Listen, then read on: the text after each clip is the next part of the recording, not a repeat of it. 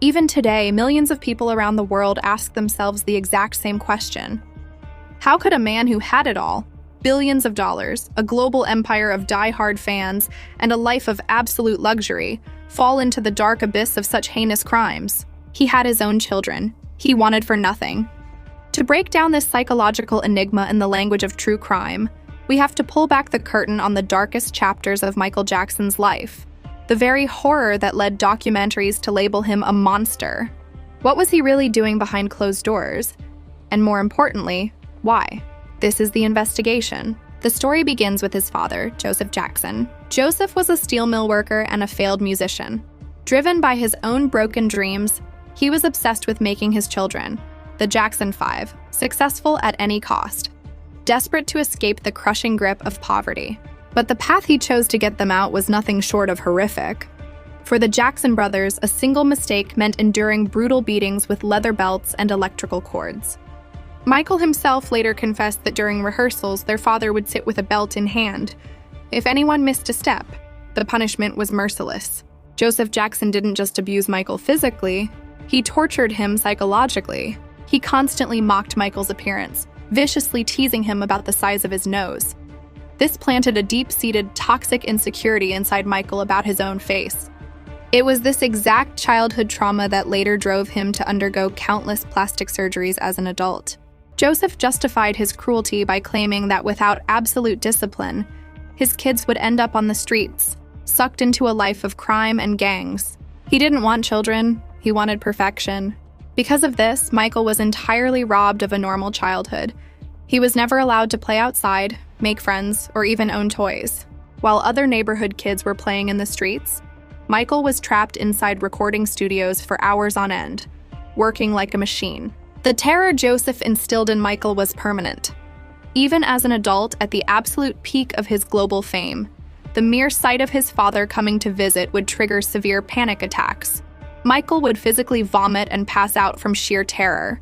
This brutal, deeply fractured childhood split Michael Jackson's psyche completely in two. On one side, he transformed into the greatest pop star the world had ever seen. But on the dark side, his inner child remained permanently shattered, leaving him to spend the rest of his life desperately hunting for the childhood that was stolen from him. How does this flow feel for your voiceover pacing? When Michael Jackson finally broke free from his father's impoverished grip and launched his solo career, the obsession hidden deep inside him exploded. He pushed himself to the absolute brink of human capability to master both music and dance.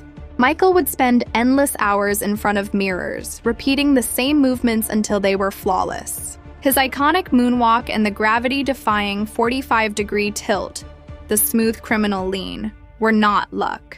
They were the result of years of secret, grueling practice and a brilliant understanding of the laws of physics. In 1982, he unleashed the Thriller album. It didn't just sell, it became the best-selling album in human history. Michael didn't just sing songs, he revolutionized the industry by turning music videos into cinematic, short film masterpieces, skyrocketing his fame into the stratosphere. But behind the global stardom, the traumatized child was still running the show. Michael built a massive fairy tale-like estate called Neverland Ranch.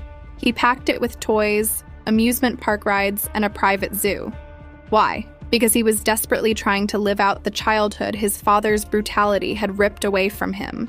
His preference for spending most of his time with children entirely cut off from the adult world was the direct psychological byproduct of the trauma he endured at home. Then the illusion shattered. In 1993, the first devastating allegation hit. The family of a 13-year-old boy named Jordan Chandler accused Michael Jackson of abuse. At the time, Michael was unmarried. This case never went to a criminal trial. Instead, in January 1994, Michael and the Chandler family reached a massive out-of-court financial settlement, effectively burying the case. Michael and his legal team fiercely maintained that this payout was not an admission of guilt. He claimed he only settled to escape the devastating media circus. Right after the settlement, in May 1994, Michael rushed into his first marriage with Lisa Marie Presley, which lasted until 1996. That same year, he married Debbie Rowe, a marriage that ended in 1999. But after this era of high-profile marriages, the ultimate legal nightmare struck. In 2003, a shocking television documentary aired, triggering a new wave of allegations. The family of another young boy, Gavin Arvizo, accused the pop star of abuse. This was the tipping point that plunged the world into deep suspicion and put a permanent question mark over Michael Jackson's true intentions. The court would eventually find him not guilty on all counts, but for the average person, the damage was done. It remained a chilling enigma. Why would the biggest star on Earth completely isolate himself with other people's children and invite their families into a world that left behind such a dark, haunting legacy? How does this setup feel for the narrative flow of your documentary? To understand the core of this entire scandal, you have to look closely at Michael Jackson's specific methodology and the complex psychology behind it. Michael didn't just target children out of nowhere. Instead, he would position himself as a literal savior to families who were poor, desperate, or facing a crisis. The families of the children who later brought forward allegations were often battling devastating circumstances, like a child fighting cancer or parents drowning in severe financial ruin. Michael would swoop in and completely take over. He covered astronomical medical bills, showered them with luxury gifts, and paid their household expenses. He masterfully convinced these vulnerable parents that he simply adored their children and wanted to secure their futures. He would invite the entire family to his sprawling Neverland ranch, where they were treated to 5-star luxury treatment. To these overwhelmed parents, Michael Jackson didn't seem like a pop star. He felt like an angel sent directly from God. Once he had gained the parents' absolute trust and they were completely buried under the weight of his immense generosity, the next phase began. Michael would keep the children at Neverland for weeks at a time. For a kid who had known nothing but hardship, Neverland, with its endless toys, amusement park rides, private zoo, and candy stations, felt like stepping into heaven. But then came the most controversial detail of all. Michael would have these children sleep in his bedroom, in his bed. Whenever a parent tried to question this, Michael or his inner circle would quickly shut them down. They would tell the parents that Michael was just a big kid himself, totally innocent, pure and incapable of malice. Trapped under the crushing weight of financial obligation and gratitude, the parents would usually stay silent. But what was the real story behind this bizarre behavior? The world split into two fiercely opposing camps.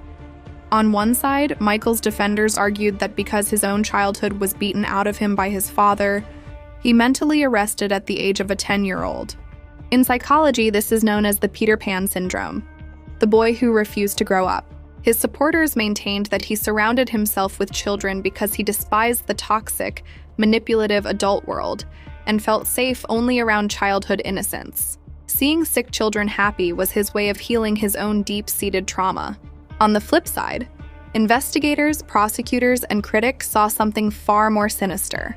They argued that this was a meticulously calculated strategy known in criminological terms as child grooming. In this theory, the blueprint was clear. First, blind the parents with endless money and gifts to buy their silence. Next, win over the child's heart with a fairy tale world.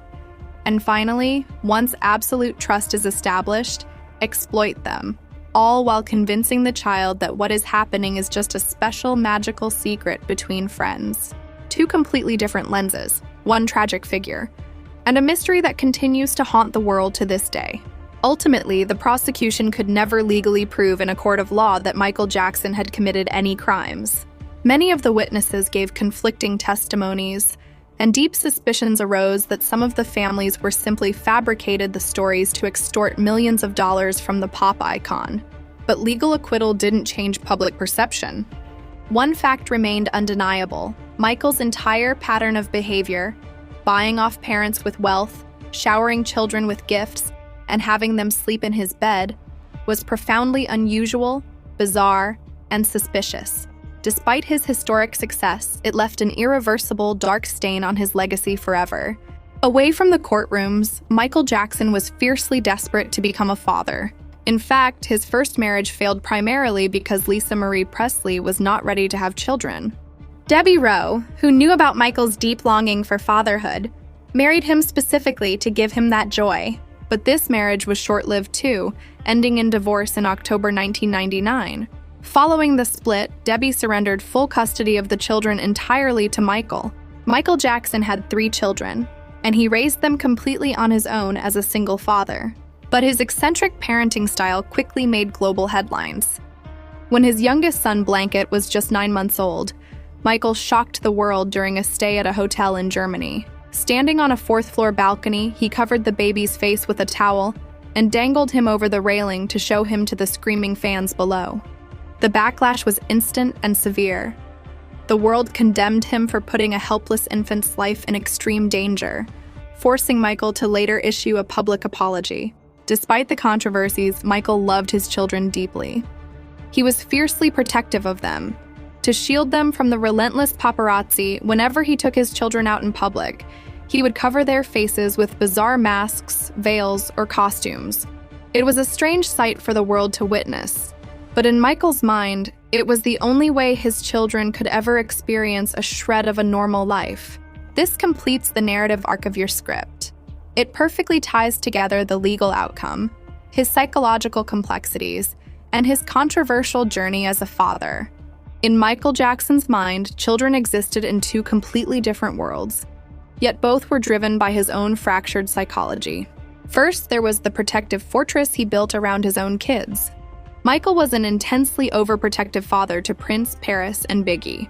He was terrified that the media would steal their childhood the exact same way his father had stolen his.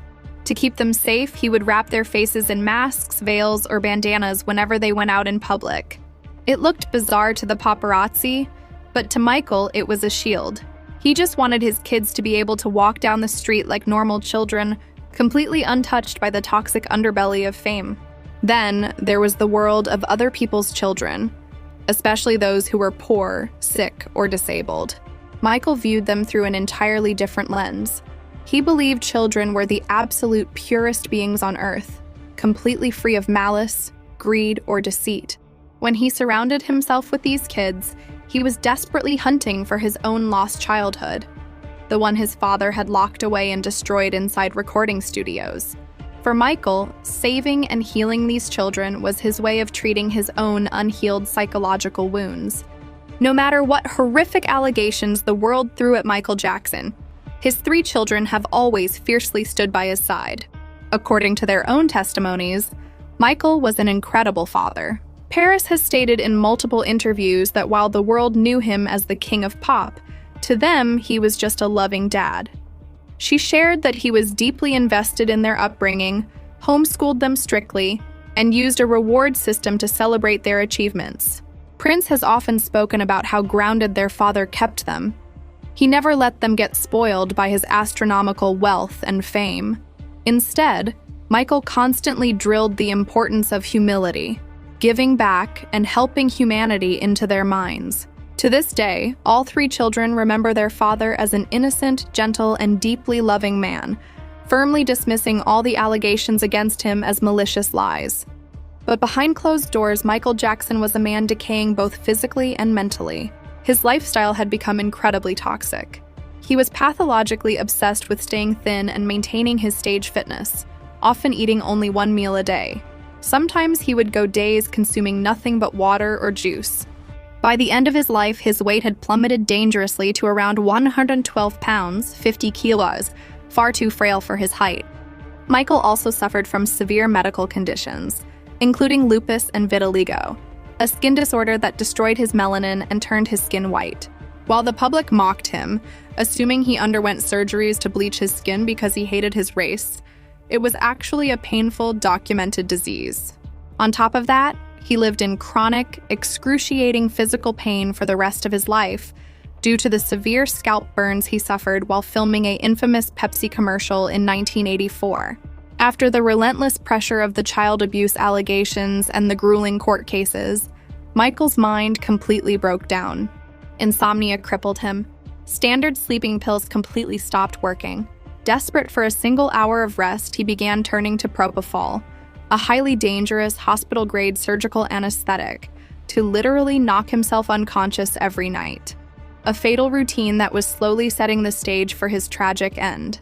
This section perfectly bridges his complex family life with the tragic medical reality of his final years. Do you want to move on to his final moments and the conclusion? The media frequently reported a famous rumor. Michael Jackson allegedly claimed he would live to be 150 years old, and he had a meticulous plan to make it happen. Stories circulated that he slept in a high-tech oxygen chamber inside his home to slow down the aging process. He wore face masks in public to shield himself from everyday germs, and rumors swirled that he kept a personal team of doctors on standby to monitor his organs, supposedly ready to replace them the moment they showed signs of wear. He was fiercely terrified of death and deeply obsessed with staying forever young. But on June 25, 2009, the man who dreamed of outliving everyone was cut down at just 50 years old. Just days before his sudden passing, Michael was pushing his frail body to the absolute limit, rehearsing around the clock for his massive comeback tour in London. The grueling pressure of the upcoming concerts, combined with his crippling insomnia, drove him to a breaking point. He begged his personal physician, Dr. Conrad Murray, for something, anything to help him sleep. Dr. Murray gave in. He administered an injection of propofol, an incredibly potent hospital-grade anesthetic typically reserved for major surgical procedures. Then, the doctor walked out of the room. The heavy dosage proved to be a death sentence. The drug stopped Michael Jackson's heart. By the time Dr. Murray walked back into the bedroom, the king of pop was already gone. The legal system didn't let it slide. A California court later found Dr. Conrad Murray guilty of involuntary manslaughter due to extreme medical negligence and sentenced him to 4 years in prison. The ultimate tragedy of Michael Jackson's life was deeply ironic. The very world, the toxic lifestyle, and the heavy chemicals he used to escape his pain and fear are exactly what ended up claiming his life, all due to the horrific carelessness of a trusted doctor. If you found this deep dive into the dark reality of the King of Pop insightful, make sure to hit that like button. Don't forget to subscribe to the channel and turn on all notifications so you never miss our upcoming true crime investigations. Thank you for watching, take care of yourselves, and we'll see you in the next video. Goodbye.